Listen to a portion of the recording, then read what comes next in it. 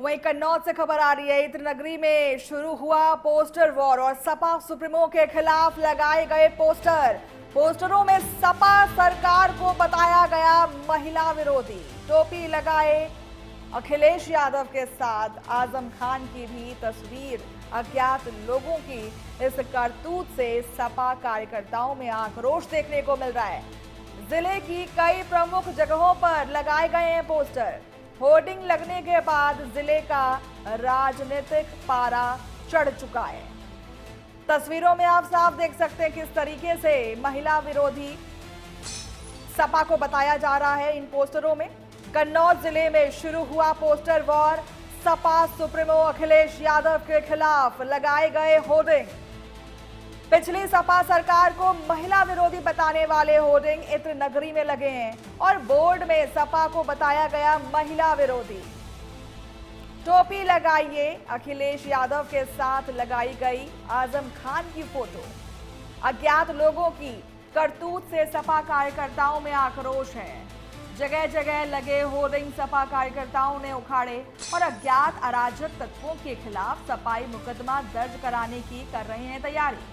नगर के जिला अस्पताल लोहिया चौराहा सराय मीरा पर लगाई गई सपा के खिलाफ विशालकाय होर्डिंग लगने के बाद हाई हुआ जिले का राजनीतिक पारा। और इस खबर पर ज्यादा जानकारी के लिए हमारे साथ अमित राजपूत जुड़ चुके हैं कन्नौज से। अमित, जरा बताइएगा कि देखिए जिस तरीके से यहाँ पर पोस्टर लगाए जा रहे हैं, ऐसे में साफ संदेश दिया जा रहा है कि वोटिंग डालने से पहले जरा आप आकलन कर लीजिएगा कि सपा की सरकार में कैसी स्थिति थी महिलाओं की और भाजपा की सरकार में कैसी स्थिति है। तो एक तरह से आईना दिखाने की कोशिश की गई है इन पोस्टरों के द्वारा। जी मनीषा, बिल्कुल बताते हैं कि जिस प्रकार से सुबह जैसे ही लोगों ने देखा कि समाजवादी पार्टी के जो मुखिया अखिलेश यादव और आजम खान को कि बड़ी बड़ी 3 होर्डिंग्स नगर के मुख्य जगहों पे लगाई गई थी, इनमें कि उनको महिला विरोधी बताया गया था।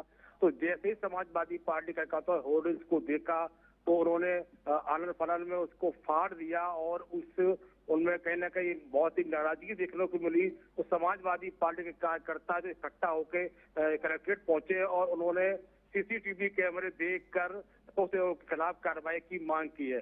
तो मनीषा, आपको जिस प्रकार से ये पोस्टर लगाए गए हैं, निश्चित तौर से समाजवादी पार्टी और भाजपा के लोग आपस में कर रहे हैं, लेकिन पोस्टर बार अब शुरू हो गया। चुनाव जो कि करीब आ रहा है, तो कहीं ना कहीं इस प्रकार की घटना से समाजवादी पार्टी जो कार्यकर्ता है वो कहते हैं कि तनाव की स्थिति पैदा हो सकती है। जी मनीषा। अच्छा अमित, इन पोस्टरों में शिवपाल यादव को भी टारगेट किया गया है।